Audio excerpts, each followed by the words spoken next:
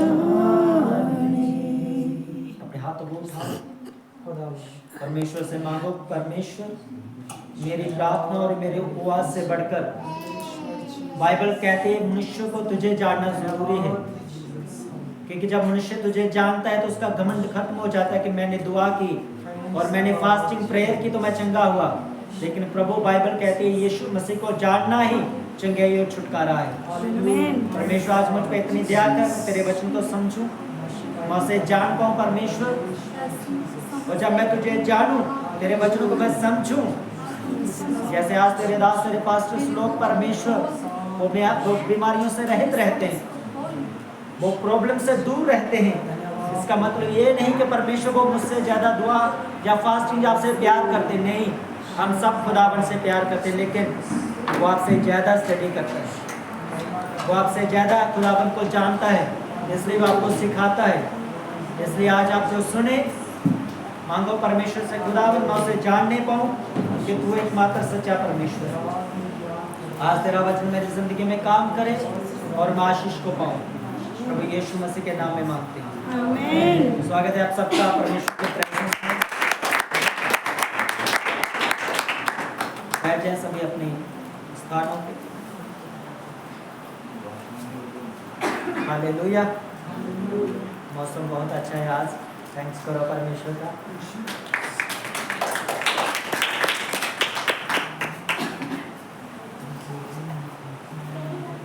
हम एक वचन से शुरू करेंगे। सब जन अपनी बाइबल को लें, भजन संहिता उसका 19 अध्याय हम निकालेंगे, यहाँ से हम शुरू करेंगे।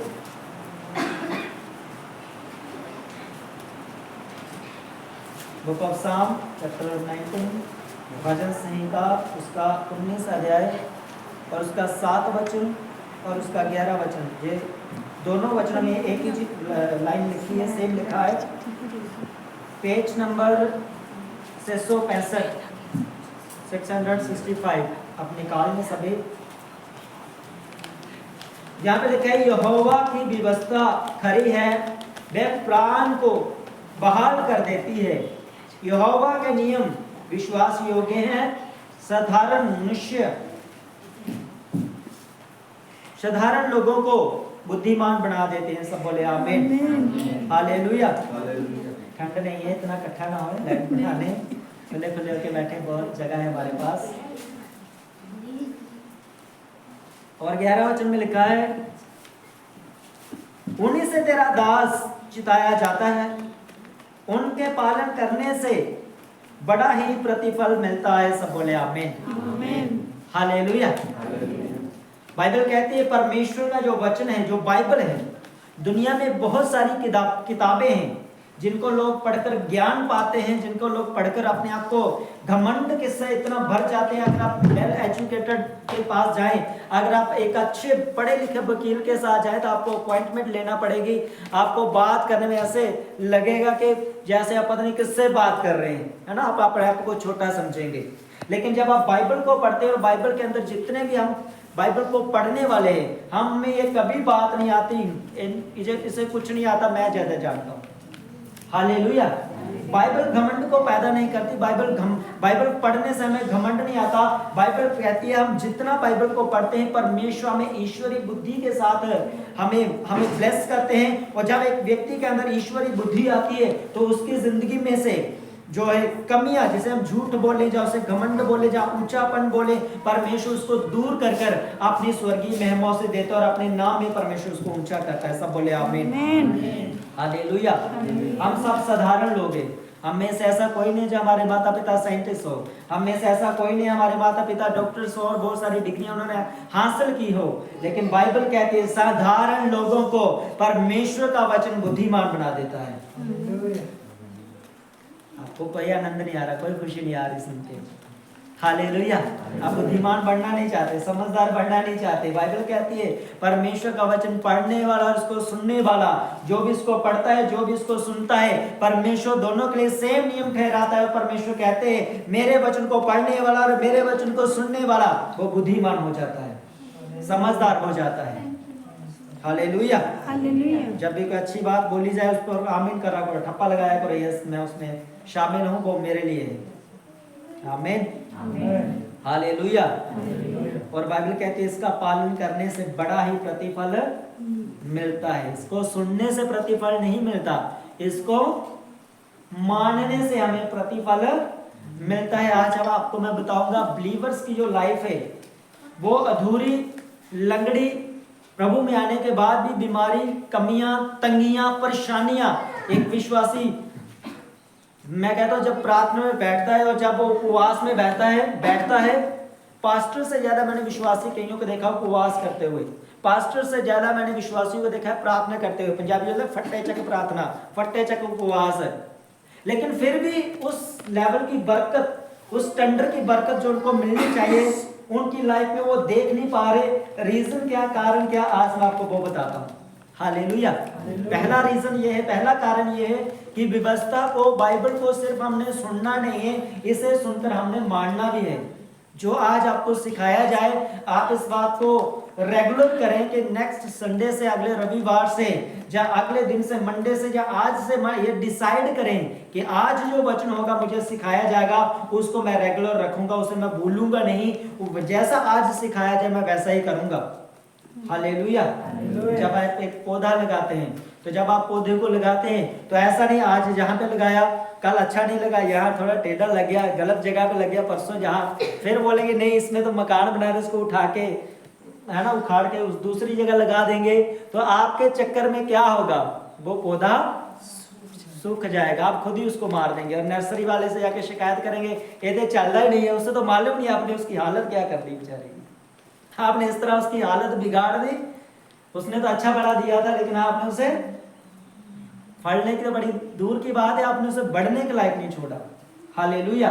उसी प्रकार कई बार हमारे मसीही लाइफ होती है, हम जो सुनते हैं कानों को बड़ा अच्छा लगता है, ओ पास्टर साहब ने आज बोला है तुम्हारी सारी बीमारियां खत्म, आमीन आमीन आमीन, तुम्हारे सारे रोग, आमीन आमीन आमीन, तुम्हें दशमांश भी देना है, ठीक है देना, हालेलुया। सारी चीजें हमें साथ में लेकर चलनी है, जरूरी नहीं कि एक ही चीज। अगर मैं ज्यादा उपवास कर रहा हूं और मेरी प्रार्थना कम है, तो इसका मतलब मुझे प्रार्थना में भी उस चीज को बराबर रखना है। हालेलुया। तो आज हम आएंगे परमेश्वर की सबसे पहली बरकत, जो परमेश्वर ने मनुष्य को बनाया और मनुष्य को दी। आप में से कितने लोग जानते हैं उस बरकत को, जो दुनिया की पहली बरकत है? हालेलुया। जानते हैं आप लोग? आप बोल सकते हैं। जय जीवित चर्च है, आप मुर्दा नहीं हो सकते, गूंगे नहीं हो सकते, आप बोल सकते हैं। पहली बरकत कौन सी है बाइबल के अंदर? आप जानते हैं?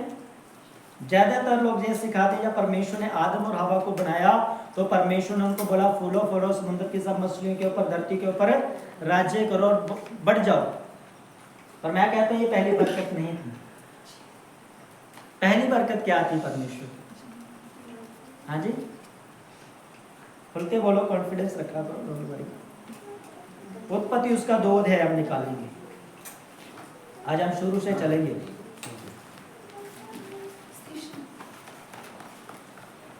आप उत्पत्ति सभी पेज नंबर 2 और 3 आमने सामने, ये दोनों पेज बाइबल में निकालिए सभी ने। हालेलुया। दुनिया की पहली बरकत जो परमेश्वर ने मेरे और आपके लिए ठहराई, मुझे और आपको दी नहीं परमेश्वर ने, ये बात याद रखें आप। ये जो बरकत है ये परमेश्वर ने मुझे और आपको दी नहीं है। परमेश्वर ने कहा जो इस नियम को पूरा करेगा उसकी लाइफ में ये बरकत ठहरेगी। हालेलुया। परमेश्वर ने कहा कि उसकी लाइफ में बरकत ठहरेगी, उसको ये बरकत मिलेगी अगर वो इस नियम को पूरा करेगा। तो अगर वो नहीं करता तो उसकी मर्जी। इस परमेश्वर ने जो आगे को पालन नहीं करते, परमेश्वर उसको ये नहीं बोलते कि ये शराब पीते या ये बीमार है या तंगी में रहेगा, वो चीज परमेश्वर नहीं बोलते।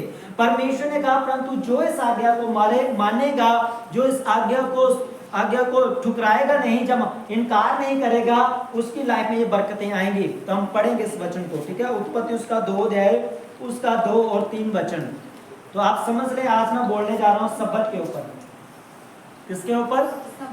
सब्बत। आप समझते हैं सब्बत का क्या मतलब है?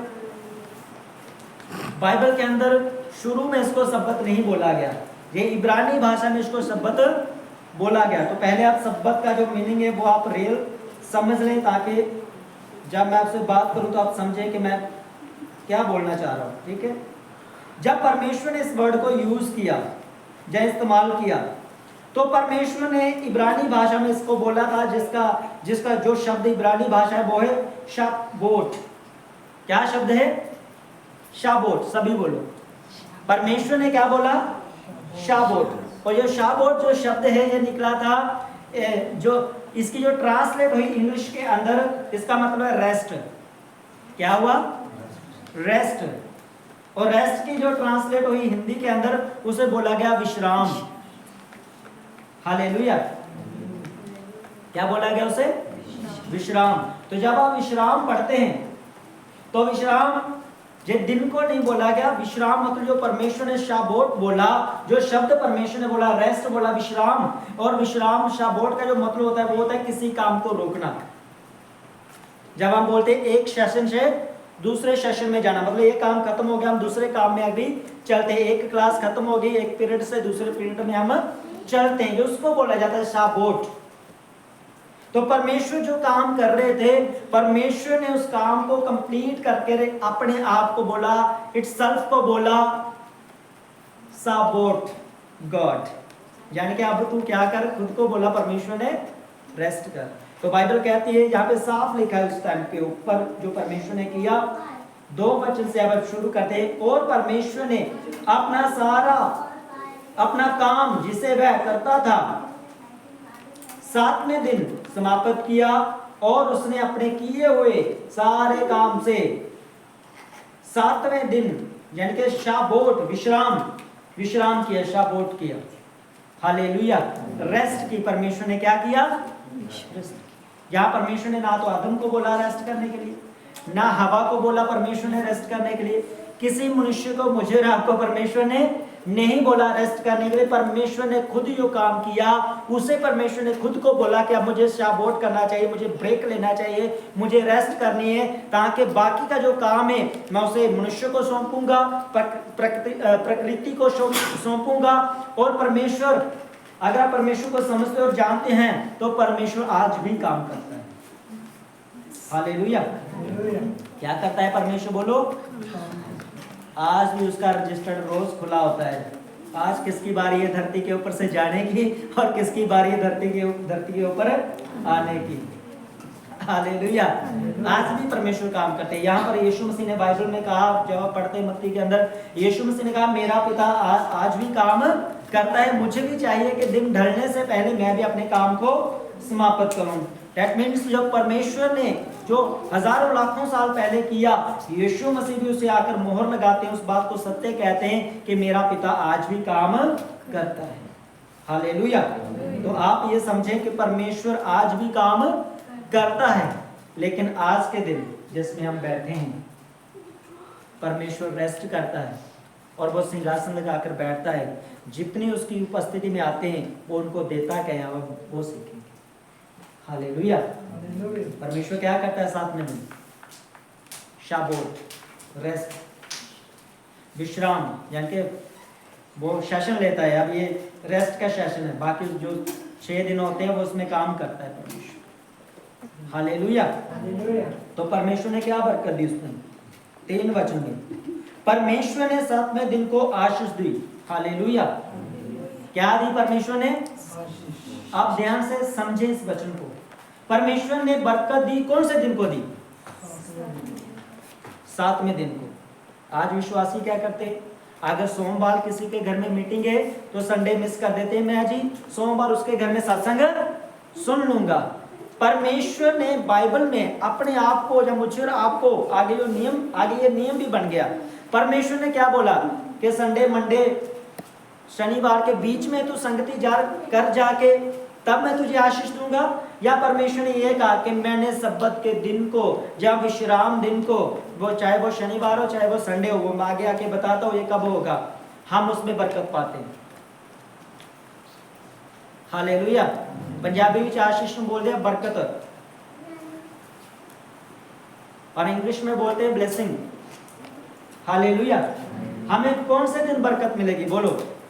परमेश्वर के भवन में आके विश्राम दिन आकर हमें आशीष मिलेगी, या घर में बैठकर हमें आशीष मिलेगी? इसलिए पहले आपको वचन पढ़ाया गया कि वचन के मानने से बड़ा ही प्रतिफल मिलता है।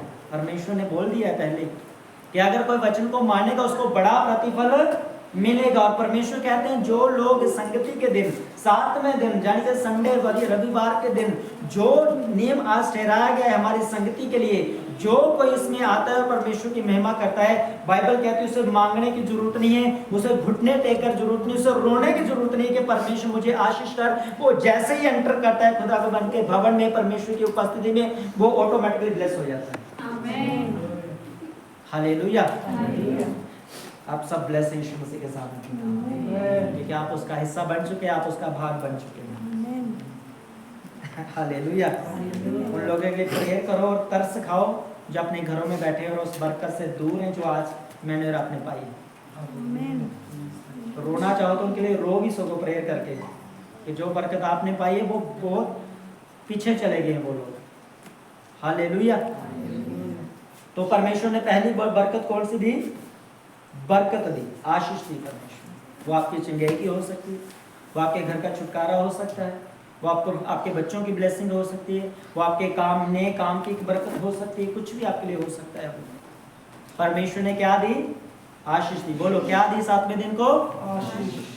आपकी जिंदगी में कुछ भी चल रहा है, आपने पूरा हफ्ता प्रेयर नहीं की, आपने पूरा हफ्ते के अंदर एक भी व्रत नहीं रखा, पूरे हफ्ते के अंदर आपकी एक भी दिहाड़ी नहीं लगी, पूरा महीना आपका बेकार चला गया, आप चर्च नहीं आ पाए, मैं कहता हूं जो काम मैंने किया, चर्च आने के लिए मेरा कोई भी समझौता मेरी लाइफ में किसी के साथ मैंने नहीं किया।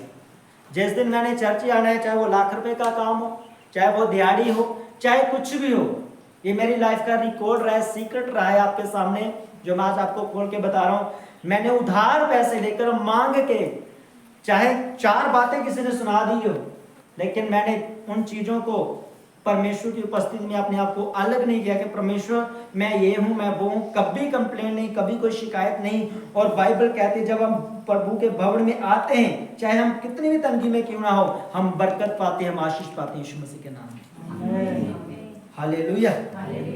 और दूसरा परमेश्वर ने क्या कहा? पवित्र ठहराया। क्या ठहराया परमेश्वर ने? एक हफ्ते के अंदर, अब गर्मियां चल रही हैं और आप ये वाले जो दिन चल रहे हैं बड़ी उम्बस वाले दिन होते हैं, तपस वाले दिन होते हैं। इसमें कई लोग 2 बार नहाते हैं, कई लोग 3 बार नहाते हैं, कई लोग 1 बार नहाते हैं, और जो नहीं नहाते उनका पता नहीं क्या। हालेलुया। सोचो अगर आप सुबह से लेकर 2 घंटे में, और रात को आप शाम को सोकर सोते हैं, आप रात में बिस्तर में ही रहे और सुबह उठ के फिर भी आप नहाते, भाई ऐसी कौन सी गंदगी लग गई आपको? मेरी बात समझ आ रही है कि नहीं आ रही? हम अपने आप को कितना क्लीन, कितना साफ करते हैं। तो आत्मिक रीति से हम 6 दिन जब हम काम करते हैं, 6 दिन जब हम परमेश्वर की उपस्थिति से दूर रहते हैं, उसकी प्रेजेंस से दूर रहते हैं, तो ऐसा कोई दिन नहीं है जिस दिन हमारे मुंह से, चाहे फोन पर किसी ने पूछा कितने हैं जी, काम की जगह नहीं जी मैं घर बैठे ना, कुछ ना कुछ झूठी बात निकलती है, कोई राज हमने छुपाने होते कि बार पूछते मुंडे रिश्ता कितने किता जी, तो उसको छुपाना पड़ता है। कितना नाम रैन वाली साइड था, दसना नूरपुर वाली साइड। तो हम क्या हो जाते हैं, अपने ही शब्दों से हम मैले हो जाते हैं। तो बाइबल कहती है जब आप मैले होकर परमेश्वर के पास आते हैं, जब आप यीशु मसीह के पास आते हैं, तो बाइबल कहती है यीशु मसीह आपकी गंदगी को नहीं देखते, यीशु मसीह आपकी मैल को नहीं देखते, पिता परमेश्वर यीशु मसीह के लहू को देखते हैं। जब आप आते हैं, परमेश्वर यीशु मसीह के लहू में आपको धोते हैं, शुद्ध करते हैं, पवित्र करते हैं। और जहां पर परमेश्वर खुद कहता है, जब आप परमेश्वर की उपस्थिति में संडे को आते हैं, जहां आपको बोलने की जरूरत नहीं है, ओ परमेश्वर मैं बड़ा पापी हूं तो मैंने माफ कर, परमेश्वर कहते हैं माफी मांगने की जरूरत नहीं। जब तू घर से चला था कि प्रभु मैं तेरे भवन में जा रहा हूं, उसी समय तूने अपने आप को अधीन किया था, नम्र किया था कि प्रभु मैं तेरे भवन में जा रहा हूं, मुझ पे दया करना, तेरे पाप मैंने उसी समय तुझे धो दिया था, शुद्ध कर दिया था, पवित्र दे दिया था। और जब तू आया मेरे भवन में, तूने वर्शिप करना शुरू की, तूने आराधना करना शुरू की, तूने मेरे वचन को सुनना शुरू किया, उसी समय परमेश्वर कहते हैं मेरी पवित्रता भी तुझ में आने लगी। हालेलुया। आनंद आ रहा है ना आज वचन सुनने का। मैं कहता हूं मुझे कोई ऐसा वचन सुनाया तो बल्ले बल्ले। तो परमेश्वर क्या कहते, मैंने इस दिन को क्या ठहराया, पवित्र ठहराया, क्योंकि उसमें उसने सृष्टि की रचना के अपने सारे काम से शाबोट किया, विश्राम किया, रेस्ट की। परमेश्वर एक सीजन लिया, परमेश्वर ने सेशन लिया परमेश्वर ने, इस सीजन में मैं काम नहीं करूंगा, जैसे सेशन में मैं काम नहीं करूंगा, जिस दिन के अंदर मैं काम नहीं करूंगा। हालेलुया। क्या आपकी लाइफ में ये डिसाइडेड है शुरू से?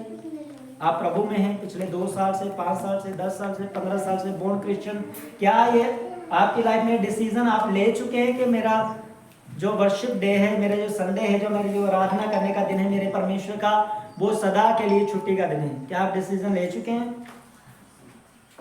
क्या अभी तक छुट्टियों में, वेकेशन में, परमेश्वर के साथ भी छुट्टियों में, प्रभु मैं चले शिमला को है ना, परमेश्वर में जा रहा हूँ इधर, वो धलोजी जा रहा हूँ चर्च देखने, वो कहते हैं यार तुझे मैं देखने के लिए, तू खुद एक चर्च है, तू खुद एक मेरी प्रेजेंस में रहने वाला व्यक्ति है, मैं खुद तेरे अंदर रहने वाला व्यक्ति हूँ, और तो ईंटों और पत्थरों को देखने के लिए जा रहा है।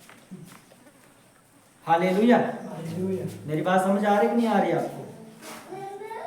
हमारी सबसे बड़ी बाइबल के अंदर जो बरकत है वो है सब्बत। कौन सा दिन है वो? सब्बत का मतलब क्या होता है? विश्राम दिन, शाबोट। इब्रानी भाषा में इसको शब्द कहा जाता है। और ये इसकी पालना यीशु मसीह ने की। बाइबल कहती है बार बार यीशु मसीह कौन से दिन उपदेश देते थे?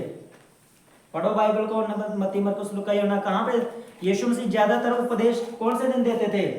सब्बत के दिन। बाइबल कहती है वो उपदेश, क्यों सब्बत का दिन वहां पे जोड़ा गया? सीधा ही लिख देते यीशु मसीह उपदेश देने लगे, लेकिन क्यों वहां पे जोड़ा गया? यीशु मसीह सब्बत के दिन उपदेश देने लगे, ताकि आज कोई नए दिन के अंदर ये प्रचार ना करता, बाइबल की जो है बाइबल को वो गलत रीति से प्रचार नहीं करता। यीशु मसीह कौन से सब्बत के दिन प्रचार करते थे? यीशु मसीह कौन से सब्बत को मानते थे? तो सब्बत को ना मानने का मतलब है परमेश्वर की आज्ञा को ना मानना, क्योंकि 10 आज्ञा में से जो चौथी आज्ञा है वो परमेश्वर ने ये कहा कि तू सब्बत के दिन को विश्राम करके मानना। अब ये आज्ञा बन चुकी है। उस टाइम तो ये बरकत थी जब लोगों ने इसे तोड़ा, जब लोगों ने इसे इनकार किया, तो परमेश्वर ने फिर नियम ठहरा दिया, लो अब कानून पूरा करो तो ठीक है, नहीं करना तो ठीक है, ये मुझ पर आपका डिपेंड करता है, हम संडे को आए जा ना आए। हालेलुया। ये परमेश्वर ने किया।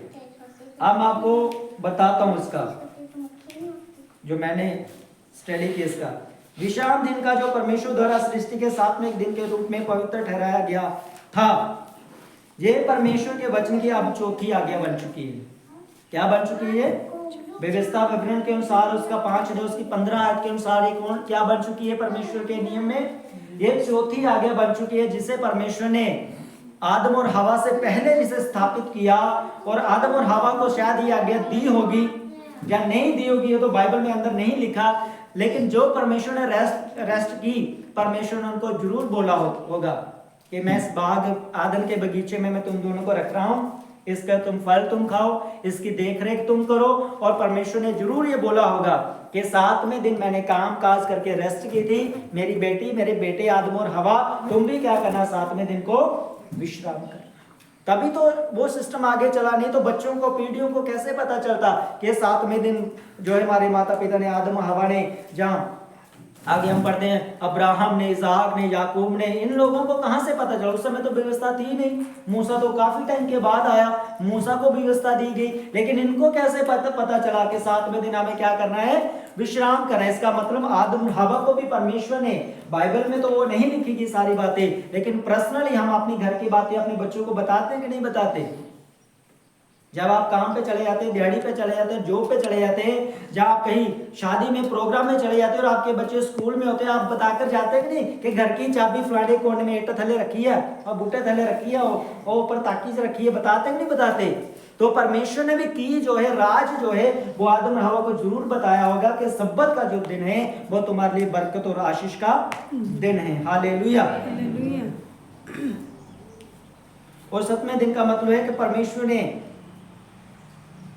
धरती और आकाश को बनाया, पेड़ पौधों को बनाया, जानवरों को बनाया, स्वर्गदूतों को बनाया, सब चीजों को बनाकर मनुष्यों को बनाया 6 दिन के अंदर मनुष्यों को भी बनाया, और सब चीजें कंप्लीट करने के बाद, सब चीजें बनाने के बाद परमेश्वर ने रेस्ट की, शाबोत किया। हालेलुया।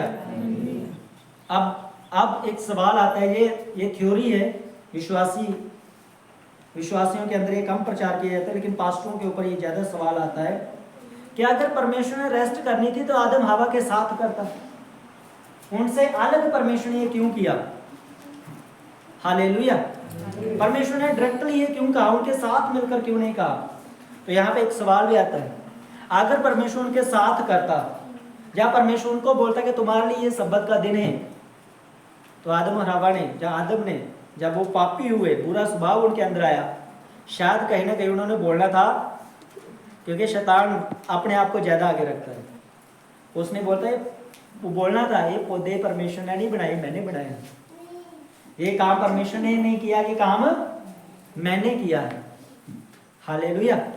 आज लोग होते ना, साढ़ा ये रिश्ता हो गया, कितने कराया उन्हें, जब उससे वो बीच में आकर कोई अपना ही दाल करना, उनने उसको तो मालूम नहीं है मैंने करवाया, लोग बोलते नहीं अपने वाह लेने के लिए।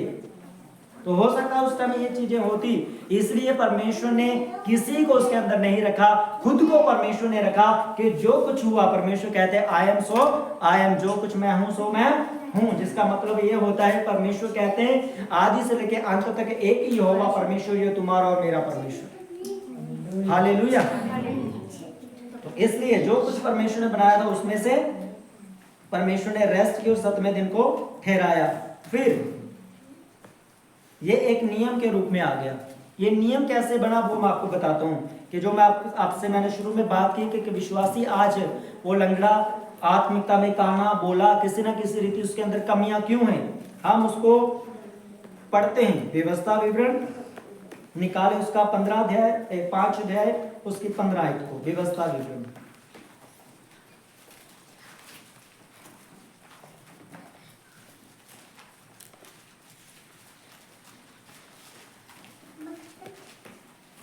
पेज नंबर 222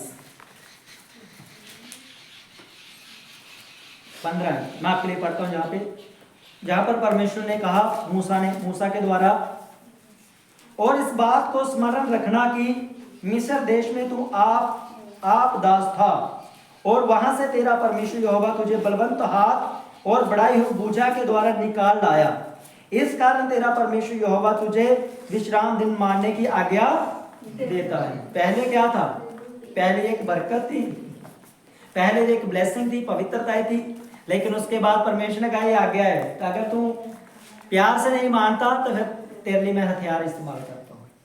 और जब आप उत्पत्ति, निर्गमन, लेवी व्यवस्था विवरण, इन आयतों को जब इन किताबों को आप पढ़ते हैं तो एक जगह बड़ा खास परमेश्वर ने लिखा है, इजरायलियों को परमेश्वर ने बोला अगर तुम मेरी आराधना, अगर तुम मेरी स्तुति आराधना सही ढंग से नहीं करते, तुम दूसरे लोगों के पीछे चलोगे, दूसरी रीति रिवाजों के पीछे जाओगे, या दूसरी तरह के तुम जैसे दुनिया काम करती तुम वैसे करना शुरू कर दोगे, तो परमेश्वर का बुखार, खुजली, तो यहां तक लिखा है परमेश्वर ने कहा मैं उनको उनके जूतों से और उनकी लाठियों से तुम्हें मैं मोड़ ले आऊंगा। हालेलुया। क्या करेगा परमेश्वर? खुजली, बुखार, महामारी। अब ये शैतान की नहीं है, आप हर चीज में बुखार को, ये शैतान का बुखार चला जा। आप ये नहीं देखते कि आपने जो है रविवार का दिन जो वर्शिप डे वो परमेश्वर को आपने दिया जा नहीं दिया। यहां पर परमेश्वर ने खास करके बोला कि ये तेरे लिए क्या है? आज्ञा है। अब ये आज्ञा परमेश्वर ने क्यों दी? आदम से लेके मूसा तक कोई आज्ञा नहीं थी विश्राम दिन मानने की, सब फ्री थे, फ्रीडम थी, मन मर्जी से आराधना की, मन मर्जी से अपना जो चाहे जी उनका किया। लेकिन मूसा को परमेश्वर ने आज्ञा दी कि तुम्हें विश्राम दिन की आज्ञा देनी है लोगों को, कि तुम्हें यह मानना ही होगा। हालेलुया। हुआ क्या था तो अब आपको मैं बताता हूं। आदम और हवा जब पापी हुए तो बाइबल कहते हैं उसके बाद उनकी वंशावली में से हनोक नाम का एक व्यक्ति जो धर्मी पैदा हुआ, और हनोक के पहले के जितने भी लोग थे, जब बारिश हुई तो परमेश्वर ने सबको मार दिया, खत्म कर दिया। परमेश्वर ने कहा कि मैं ऐसे लोगों को नहीं चाहता, मुझे ये लोग पसंद नहीं है। तो हनोक जो था वो धर्मी था, उसकी पत्नी भी धर्मी थी, उसके 3 बेटे वो भी धर्मी थे, उसके 3 बहुएं बाइबल कहती है वो भी धर्मी थी। तो इसमें आप याद रखें, जब आप एक फैमिली के अंदर हैं, अगर आप औरत हैं तो आप अपनी जिम्मेदारी समझें, अगर आप भाई मर्द हैं तो आप अपनी जिम्मेदारी समझें। ये कभी ना समझें कि परमेश्वर मेरे पति को ज्यादा प्यार करता है, मेरी पत्नी को ज्यादा प्यार करता है। आप इस बात को मन के अंदर अपने सोचो दिलो दिमाग में पूरी तरह बिठा लें कि परमेश्वर जब आपको देखता है बेटा और बेटी के रूप में देखता है, और वो दोनों से एक जैसा प्यार करता है। हालेलुया। भाई मर्द वो ज्यादा बड़े नहीं क्वालिटी में, ये वो नहीं है कि बहनें जो किसी रीति से छोटी नहीं है। हाँ, जब हम धरती पे आते हैं तो हम एजुकेशन में कम हो सकते हैं, पढ़ाई लिखाई में कम हो सकते हैं, उन चीजों में हम कम हो सकते हैं, लेकिन जब हम पिता के सामने आते हैं, जब हम अपनी माता के सामने आते हैं, तो अब संसारिक जो माता पिता है वो भी फर्क से देखते हैं। वो भी लड़की को कई लोग कम पढ़ाते हैं, लड़की को छोटा जानते हैं, लड़की का कोई बर्थडे नहीं मनाता, कुछ नहीं करते। लेकिन जब लड़की की बारी आती है, पहले साल में साइकिल, दूसरे साल में मोटरसाइकिल, हाँ, बेटी को अपना टूटा पुराना सा फोन ले तेरे वास्ते ये ठीक है, और बेटे के लिए बड़ा फोन लेते हैं, एप्पल वाला 50,000 वाला शुरू होता है। हालेलुया। लेकिन जब हम परमेश्वर की उपस्थिति में आते हैं, अगर रियल आपके माता पिता सच्चे प्रभु से डरने वाले हैं, तो उनके लिए बेटा हो बेटी हो कोई मायने नहीं करता, वो आपकी संतान है। आप उससे उतना ही प्यार करेंगे जितना बेटे से प्यार करते हैं, बेटी से प्यार करते हैं, दोनों से एक जैसा प्यार करेंगे। हालेलुया। तो परमेश्वर ने हनोक को चुना, और हनोक के द्वारा बाइबल कहते हैं आगे वंशज चले, उनसे भी पाप हुआ। लेकिन परमेश्वर ने कहा मनुष्यों को मारना ये समस्या का हल नहीं है। यानी कि अगर कोई व्यक्ति बोलता है कि मेरे घर में बड़ा जादू टूना है, मेरे घर में बड़ा क्लेश है, मैं इस घर को बेच बूझ करके दूसरी जगह में शिफ्ट हो जाता हूं, शायद समस्या का हल हो जाएगा, पर यह समस्या का हल नहीं है। हो सकता है आप जिस घर को बेच कर जा रहे हैं, आगे जो आप घर खरीदने जा रहे हो उससे भी बड़ी प्रॉब्लम वहां पे हो, उससे बड़ा भी जादू टूना करने वाले वहां पे हो, उससे बड़े बुरे लोग वहां पे हो। ये कैसे हुआ? ये स्टोरी भी है अब्राहम और लूत की। लूत को लगा हो मेरा चाचा अब्राहम ऐसे ही है, मैं से अलग होकर अपने शहर में अपनी सुख भरी जिंदगी जीऊंगा। लेकिन जैसे वो वहां पे गया सदोम और मोरा में, बाइबल कहते हैं उससे भी बुरे लोग उसको वहां पे मिले। तो ये समस्या छोड़कर जाना ये समस्या का हल नहीं है। पति पत्नी छोड़कर चले जाते हैं, तलाक हो जाती है, ये समस्या का हल नहीं है। हल ये है कि हम उस समस्या के साथ हम डील कैसे करते हैं। हालेलुया। तो फिर परमेश्वर ने जब उसके बाद परमेश्वर ने अब्राहम को चुना, इसहाक हुआ, इसहाक के बाद याकूब और ईसाऊ हुए, और ईसाऊ अब और याकूब का एक 12 बेटे हुए। उन 12 बेटे में से उसका एक बेटा हुआ यूसुफ। हालेलुया। कौन हुआ? यूसुफ। जब उसका बेटा हुआ तो बाइबल कहती है परमेश्वर उसके साथ था, सुख में दुख में हर चीज में। जब उसने बेविचार करने का उसे मौका मिला कि एक स्त्री के साथ सोने का मौका मिला, बाइबल कहती है उसने उसे ठुकराया, परमेश्वर से डरता था, वो परमेश्वर की प्रेजेंस में गया, वो उस लड़की के पास, औरत के पास नहीं गया। जब राजा ने उसे परखा, जब उसके ऊपर दोष लगाए गए, तो राजा ने जब उनको भेजा कि जाओ पता करके आओ ये लोग कहां से आ रहे हैं। फिर यूसुफ के भेजा कि यूसुफ तू भी पता कर वो लोग कहां से आ रहे हैं। तो जो लोग पहले भेजे गए थे वो कहते हैं कि राजा ये लोग जहां से आ रहे हैं और वहां पे जा रहे हैं। लेकिन जब यूसुफ को भेजा गया, यूसुफ तू भी जाके इंक्वायरी कर, तो यूसुफ ने बोला ये जहां से आ रहे हैं वहां जा रहे हैं, ये बिजनेस है, इतने घोड़े, इतने गधे, इतना इनके पास सामान है। तो फिर राजा ने उनको जवाब दिया जो उसके खिलाफ कुड़कुड़ा रहे थे कि ये यूसुफ की बुद्धि देखो और तुम्हारी बुद्धि देखो, तुमने सिर्फ यही पता किया ये कहां से आ रहे हैं कहां जा रहे हैं। लेकिन यूसुफ ने तो हमारी भाषा में बोले, हम जिस समुदाय से हम आए कि यूसुफ ने तो उनकी कुंडली खोल के रख दी फिर। हालेलुया। यूसुफ ने चिट्ठा खोल के रख दिया उनका, ये कहां से आ रहे, क्या करने के लिए जा रहे, कहां जा रहे, कितने दिन में वापस आएंगे, सारा यूसुफ ने उसको बता दिया राजा को। तो राजा ने बोला ये है यूसुफ जिसके साथ परमेश्वर रहता है। और यूसुफ उस देश का बन गया प्रधानमंत्री, राजा से 1 स्टेप्स डाउन। जब राजा बोलता है कि सब कुछ तेरे अधीन में, राजा कहता है ये सिर्फ राजा की कुर्सी मेरे पास है, बाकी तू ही राजा है। हालेलुया।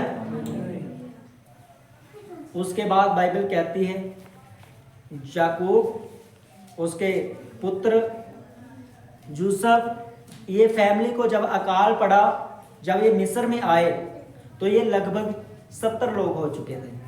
कितने लोग हो चुके थे? 70 लोग। तब तक तो ठीक था, ये प्रभु की आराधना कर रहे थे, सब्बत को मान रहे थे, विश्राम को मान रहे थे, सब कुछ ठीक चल रहा था, ब्लेसिंग थी इनकी लाइफ में।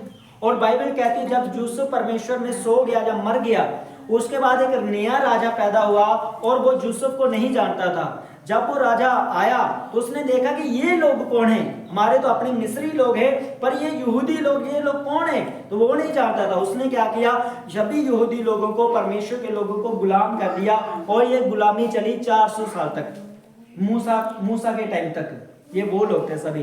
कितने साल गुलामी चली? 400 साल तक। तो हम कहते हैं मूसा ने इजरायलियों को 2 भाग करके समुद्र से निकाला, 10 विपत्तियां परमेश्वर ने भेजी, इजरायलियों को कुछ नहीं हुआ। उन सब समस्या को लाने का, परमेश्वर का उनको आजाद करने का रीजन क्या था? शॉर्ट शब्दों में आज मैं आपसे पूछूं, क्या कारण था परमेश्वर ने उनको छुड़ाया? किस लिए छुड़ाया? Question mark dot. हालेलुया। अगर कोई किसी को छुड़ाता है ना, आपका सरपंच, आपका प्रधान अगर कोई काम करता है तो किस लालच में करता है ना, किस लिए करता है वो? क्या होगा कि अगली बार आप उसको वोट, ये लालच, मेन लालच, बाकी और कोई लालच नहीं उसको। क्या होगा? मैं दोबारा फिर क्या बन जाऊंगा? परमेश्वर भी इजरायली लोगों से, मुझसे और आपको प्यार करता है, पर जब इजरायली गुलामी में 400 साल गुलामी, वो दुहाई दे ही जा रहे हैं, परमेश्वर सुन भी रहा है। 400 साल तक प्रभु सुन रहा था, उनको छुड़ा नहीं रहा। रीजन क्या था? परमेश्वर उनको छुड़ा के लेके आया। क्या कारण था?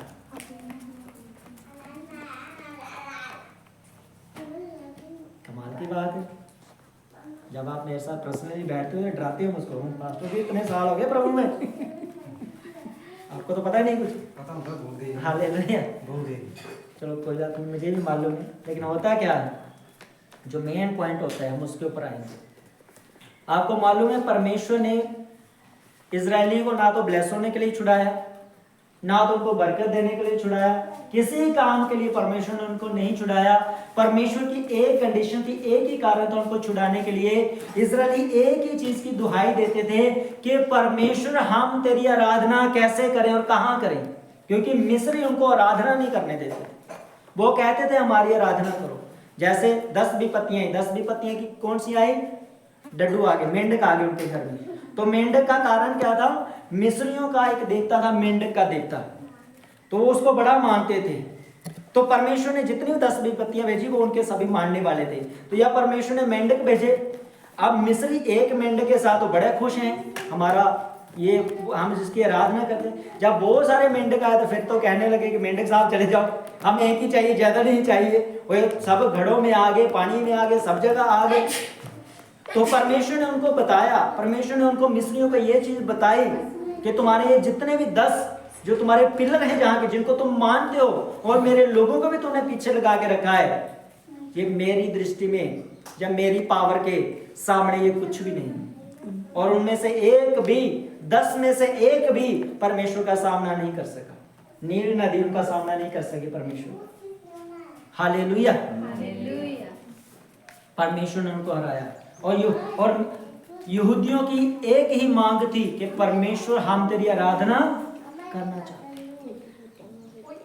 और परमेश्वर बार बार उनको बोलता था तुम मेरी आराधना करो। तो वो भी कहते थे परमेश्वर हम तेरी आराधना कैसे करें, जहां गुलामी के अंदर राजा जो है हमें पहाड़ पर जाकर तेरे बलिदान चढ़ाने नहीं देता। हालेलुया। तो परमेश्वर ने एक ही कंडीशन के ऊपर उनको छुड़ाया था, चलो आओ। परमेश्वर ने उनको सिखाया, 40 साल तक सिखाया। और आपको मालूम है जो गुलामी के अंदर से जितने भी लोग निकले थे, ਹੁਣ फिर मैं पंजाबी जाने बनाया, इससे समझ नहीं आती कि जिन्ने पुराने बुजुर्ग ठुंड बुढ़े ਜਿਹੜੇ कहते हैं ना नया बूटा जो टानी हो जाती है, पुराने ਜਿਹੜੇ अकड़े होंगे है वो ਜਿਹੜੇ नहीं मानते। आप बाइबल को पढ़ो, कई बार लिखा है बाइबल की जमीन 2 भागों से फटी और कई बीच में मर गए जब बछड़ा बनाकर उन्हें आराधना की। कईयों के ऊपर बाइबल कहती है आग उतरी, यहोवा परमेश्वर ने उनको आग में मार दिया। कईयों को सांप डस के सांपों ने मार दिया जब आप 40 साल की उनकी जर्नी पढ़ते हैं। कई तरह की बीमारियों में वो लोग पुराने जो जिनको लगता था परमेश्वर इजी है, परमेश्वर आसान है, मन मर्जियां करो, कोई बात नहीं, वर्शिप भी करो, बेविचार भी करो, झूठ भी बोलो, कोई चक्कर नहीं। परमेश्वर ने मिस्र में उनको नहीं बढ़ने दिया, उनकी बरकत में कनान में उनको नहीं बढ़ जाने दिया। वो सभी मर गए, सिर्फ 2 लोग बचे थे, जोशुआ और कालेब। हालेलुया। कितने लोग गए? पुराने लोग, बाकी नई पीढ़ी गई। पुराने जो बुजुर्ग थे ना, ठुंडे थे ना, उनमें से एक में नहीं जाने दिया, सिर्फ 2 लोग गए। कितने? जोशुआ और कालेब। मालूम है क्यों?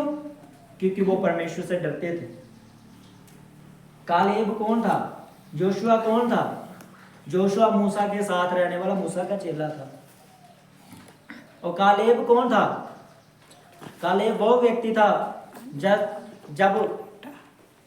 जब उसके माता पिता के बीच में, फादर में से किसी ने एक को देखा कि एक मनुष्य क्या करता है, एक लड़की को लेकर आता है और मूसा के तंबू के सामने उस औरत को लेकर तंबू में घुस जाता है, तो फिनहास जो इसका फादर हो सकता है, इसका रिलेटिव हो सकता है, बाइबल कहते हैं उसे गुस्सा, इतना गुस्सा है कि यार तू परमेश्वर के दास के तंबू के सामने एक औरत को लाके तो उसका तंबू में लेके बेविचार करने की कोशिश कर रहा है। उसने अपनी बर्छी निकाली, छुरा निकाला और तंबू के अंदर दोनों को मार दिया।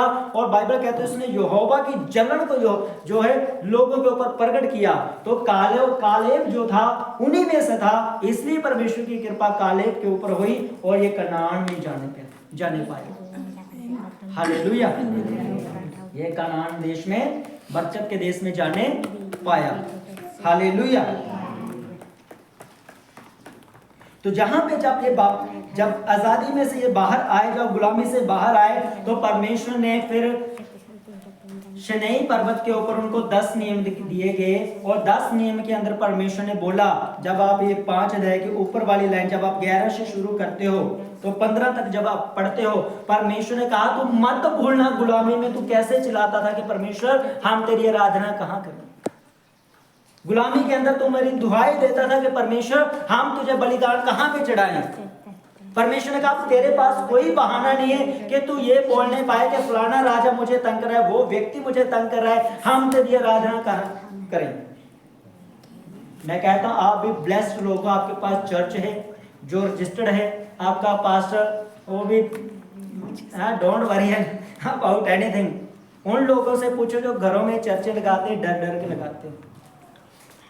उनसे पूछो, चाइना में आप जाओ, नेपाल में आप जाओ, वो इतनी आत्मा में अंडरस्टैंडेड है वो दोनों, सब लोग। वो जब सॉन्ग गाते ना, यहोवा आज का दिन यहोवा ने बनाया है, तो वो सुबह 5 बजे गुफाओं में जाके आराधना करते हैं, सबके होंठ हिलते हैं, एक जैसे सुर उनका चलता है, लेकिन आवाज किसी की भी नहीं आती। और जहाँ स्पीकर लगाए होते हैं तो वर्शिप करने वाले कैसे देखते, डरा रहे उसको, तू भी मत गा। मेरी बात समझ आ रही कि नहीं? उसके साथ मिलकर वर्शिप करने की आंखों को बंद करना चाहिए। कई बार वर्शिप करने वाले शर्मा जाते हैं कि वो भी नीचे आंखें बंद करके गाते रहते कि आंखें कैसे मिलाएं। हालेलुया। परमेश्वर ने एक ही बात को उनको छुड़ाया था, क्या करना, तुम्हारे पास कोई बहाना नहीं, तो सब्बत को ये कहने का हो कि परमेश्वर अब हम तुझे बलिदान कहां पे चढ़ाएं, जहां हम तुझे कहां तेरी हम आराधना करें। हालेलुया। तो ये आज्ञा निर्गमन के अंदर भी है, 20 अध्याय जो 10 आज्ञा मेन जिसे हम पढ़ते हैं, 10 आज्ञा मेन जो है, मैंने आपको व्यवस्था विवरण में पढ़ाई, ये भी 10 आज्ञा हैं, लेकिन मेन जो लोग हैं वो निर्गमन में पढ़ते हैं 20 अध्याय, उसकी दूसरी आयत से 10 आज्ञा शुरू हो जाती है। वो वहां पे 20, 8 और 11 के बीच में यही सेम लिखा गया है। हालेलुया।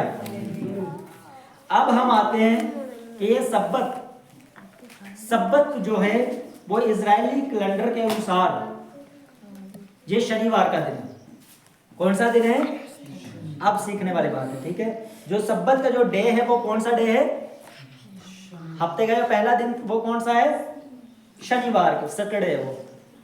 तो फिर हम संडे को क्यों मना रहे? ये तो सैटरडे होना चाहिए। यहूदी धर्म के अनुसार जो सब्बत का दिन है वो शनिवार का दिन है, वो रविवार का दिन नहीं।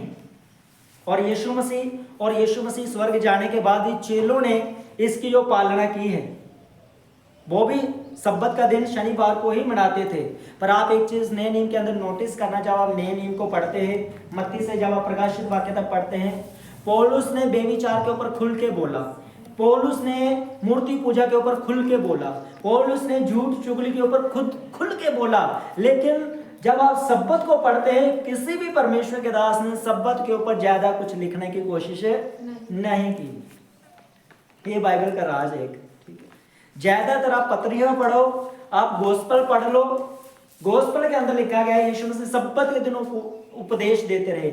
लेकिन जैसे आप प्रेरितों के काम में आते आगे पढ़ते हैं प्रकाशित वाक्य तक, सब्बत का नाम का जो शब्द है वो बाइबल में से फिर उसके बाद गायब होना शुरू हो जाता है। हालेलुया। क्योंकि एक ऐसा विषय है जिसके ऊपर ना तो हम टिप्पणी कर सकते हैं, हम इसके ऊपर कुछ नहीं कर सकते, कुछ नहीं बोल सकते। एक ही काम हम कर सकते हैं, यो यहोवा परमेश्वर ने कहा, अगर उसने मानने के लिए कहा है तो हमें मानना बहुत जरूरी है। कुछ लोग ये मानते हैं कि जब यीशु मसीह मुर्दों में से जी उठा तो वो रविवार को जी उठा। कौन से दिन जी उठा? संडे को जी उठा। तो कई लोगों ने ये माना कि चलो ठीक है, सैटरडे को नहीं तो चलो यीशु मसीह के जी उठने के दिन हम इस दिन को मनाते हैं। कहने का मतलब चाहे सैटरडे हो चाहे संडे हो, हमें one day of the week परमेश्वर को जो वो देना ही देना है। हमारा हफ्ते का एक दिन जो है, जो हमारी चर्च का है, जो हमारी छुट्टी का, जब सब चर्चें लगती हैं, अगर चर्चें एतवार को लग रही हैं तो आप उसके अगेंस्ट नहीं जा सकते, आप उसके खिलाफ नहीं जा, आप एक अलग चर्च नहीं खोल सकते, मैं जी सोमवार लगाता हूँ। वैसे आप अलग लगा सकते हैं, वो ग्रुप चला सकते हैं, लेकिन आप ये घोषणा करें कि नहीं जी हमारा जो चर्च है अब पूरी दुनिया में सोमवार को चलेगा, तो बहुत ज्यादा देर चलने वाला नहीं है। फिर आपको सबके साथ मिलकर चलना होगा। हालेलुया। अब ये फिर ये चेंज कैसे हुआ, अब मैं आपको बताता हूँ, ठीक है। ईस्वी 321 में, एडी 321 में, यानी कि यीशु मसीह के बाद 321 में क्या हुआ? रोमन सम्राट कॉन्स्टेंटाइन के एक व्यक्ति हुआ, कॉन्स्टेंटाइन। ये एक गैर मसीही था, प्रभु को नहीं मानने वाला था, प्रभु के साथ ये नहीं चलता था। आप ध्यान से सुना कि शनिवार से रविवार कैसे तब्दील हुआ वर्शिप का, ठीक है। ये व्यक्ति भी जैसे हम लोग प्रभु में आए हैं, हम लोग भी पहले पूजा पाठ करते थे, हम लोग भी पहले दूसरे देवी देवताओं की हम आराधना करते थे। लेकिन जब हम प्रभु में आए, जब हमने बाइबल में पढ़ा कि तुम्हें एक ही ईश्वर को मानना है, तो हमने कहा ठीक है, हम एक ही ईश्वर को मानेंगे। पर इसका मतलब ये नहीं, आप हमेशा इस बात को याद रखें, बहुत सारे लोग छोटा क्लिप लेकर यूट्यूब से कहते हैं ये देखो ये हमारे देवी देवता के खिलाफ बोल रहा है। जो लोग देवी देवता की आराधना करते हैं वही उनका धर्म है, वो करें। हमें जो उनको हमसे कोई किसी भी तरह का कोई विवाद नहीं होना चाहिए। वो जो कर रहे हैं वो अपने हिसाब से ठीक कर रहे हैं, और हम जो कर रहे हैं हम बाइबल के अनुसार बिल्कुल सही कर रहे हैं। तो ये जो राजा हुआ कॉन्स्टेंटाइन, ये क्या था? ये भी मूर्ति पूजक था, ये सूर्यों को बहुत ज्यादा मानने वाला एक व्यक्ति था। और जो सूर्यों को मानते थे ये लोग, वो मानते थे रविवार को, क्योंकि जो रविवार है, जैसे मेरा नाम रवि कुमार है, तो इसका जो मतलब होता है सुबह सूरज की किरणें, यानी कि सूरज के साथ बोला जाता है। रवि का जो दूसरा ट्रांसलेट आप मतलब निकालें तो उसे सूरज भी बोला जाता है, ठीक है। तब होता क्या था, ये जिस समुदाय से आया, ये जो राजा जब दूसरे उसमें से आया, तो इसने लड़ाइयां करना शुरू की, सबके ऊपर जय पाता गया, सबको जीतता गया। एडी या ईस्वी 321 में ये राजा जब आया कॉन्स्टेंटाइन, ये जब आया तो इसने अब लड़ाइयां करनी शुरू की, जीतता गया। तो एक बार क्या हुआ, यहूदियों के साथ इसका लड़ाई झगड़ा चला। जहां इतिहास में जब इसकी लड़ाई हो रही थी तो इसे आकाश में एक क्रॉस दिखाई दिया। क्या दिखाई दिया? क्रॉस। राजा को क्या दिखाई दिया? इस किंग को क्या दिखाई दिया? बोलो क्या? क्रॉस दिखाई दिया गया इसको। तो जब क्रॉस दिखाई दिया गया तो नीचे लैटिन भाषा में, यूनानी भाषा में लिखा था, ये जो चिन्ह तू देख रहा है ये तेरी जय का चिन्ह है या निशान है। क्या पढ़ा इसने उस चिन्ह के नीचे, क्रूस के नीचे? जो तू चिन्ह देखता है दर्शन में, जब इसे खुले आसमान में जब इसे दर्शन देखा इसने, तो इसने क्या क्रूस देखा, और क्रूस के नीचे इसने नीचे पढ़ा, ये जो तू चिन्ह देख रहा है ये चिन्ह तेरी फतेह का, तेरी जय का चिन्ह है। हालेलुया। तो इसने उसी समय जो मसीही भाई बहनों से इसने कांटेक्ट किया, इसने अपने आप को मसीह घोषित कर दिया। क्या कर दिया राजा ने? मसीह घोषित कर दिया। पर हुआ क्या, इसकी जितनी भी प्रजा थी, सैनिक थे, अपने साथ साथ इसने उनको भी सबको मसीह घोषित कर दिया। अब सब लोगों को मसीह तो घोषित कर दिया, लेकिन जिन लोगों को इसने मसीह घोषित किया उनमें से कई लोगों ने सिर्फ राजा की आज्ञा को माना, लेकिन मसीह को अपने दिल में नहीं माना। वो अंदर खाते में दूसरे काम करते रहे, अपने पूजा पाठ जो करते थे वो करते रहे। जैसे दानियल को बोला गया था कि तुम्हें क्या करना है, इस मूर्ति के आगे माथा टेकना है, या तुम्हें ये कानून, तुम्हें प्रेयर नहीं करनी है। तो उसने कहा भाई आपका कानून आपके पास, मैं तो प्रेयर करूंगा, तो उसको सजा दी गई।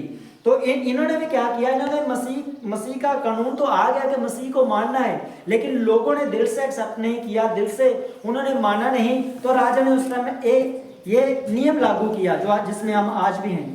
राजा ने, इसने कॉन्स्टेंटाइन ने ये नियम लागू किया।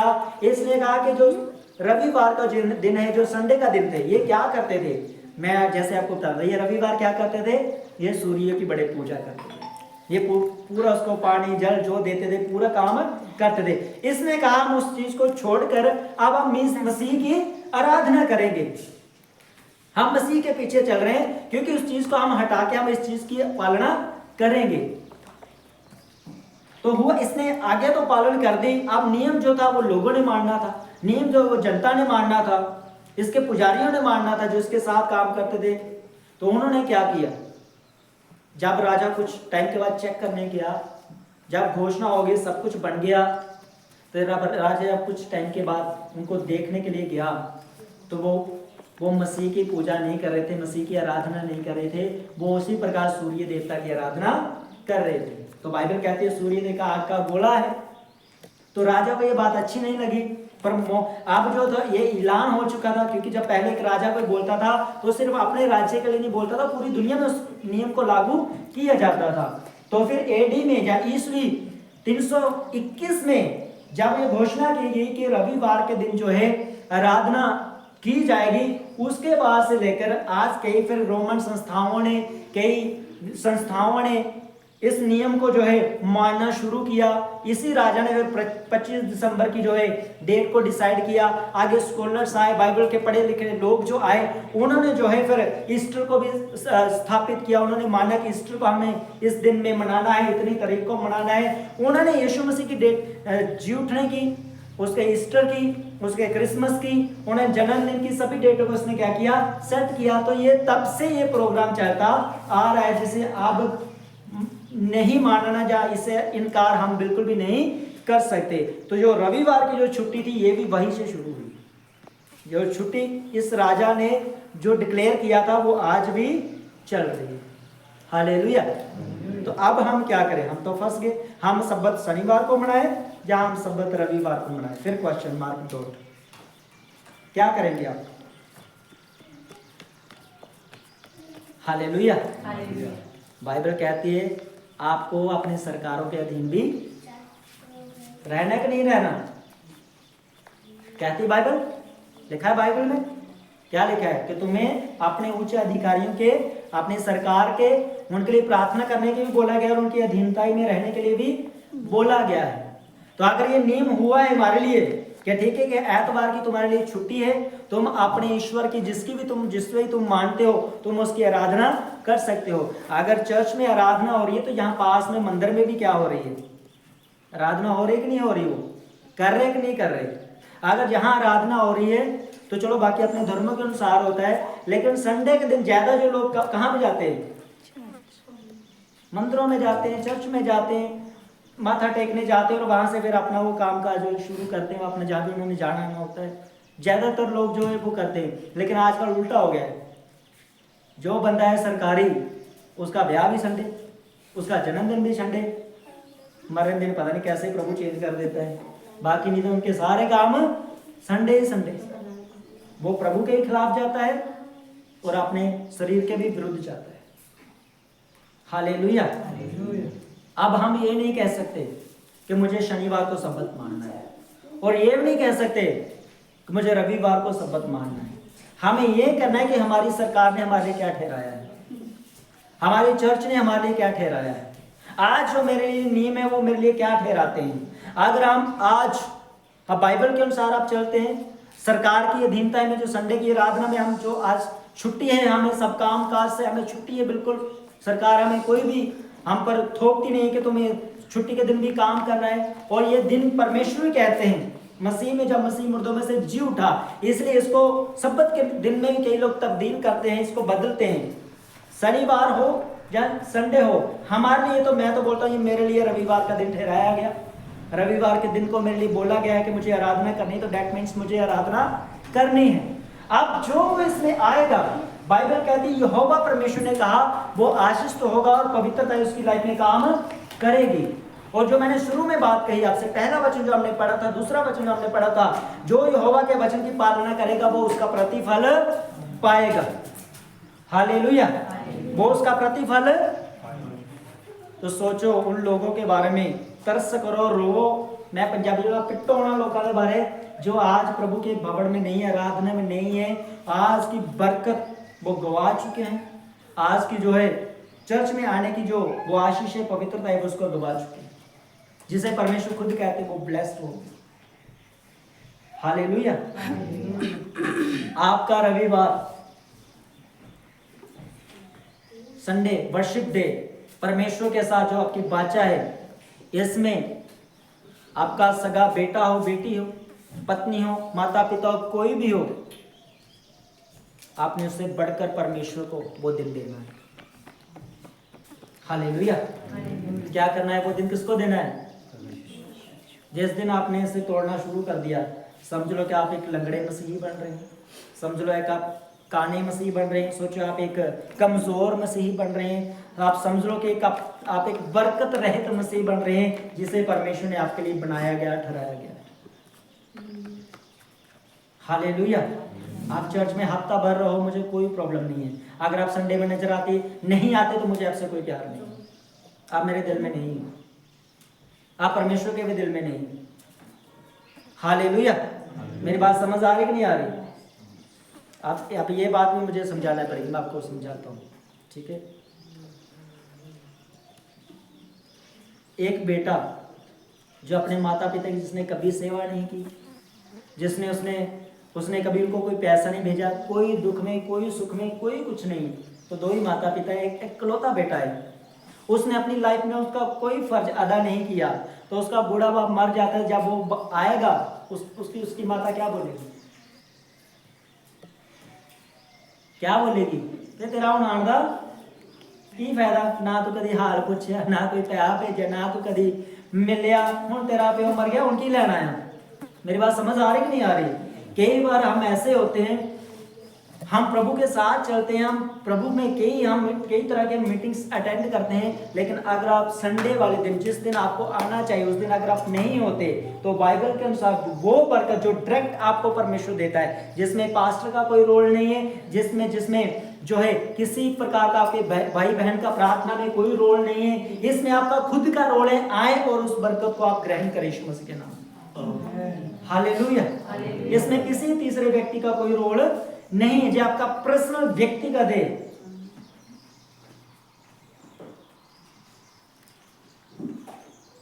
लास्ट वाला हम पढ़ेंगे इसको।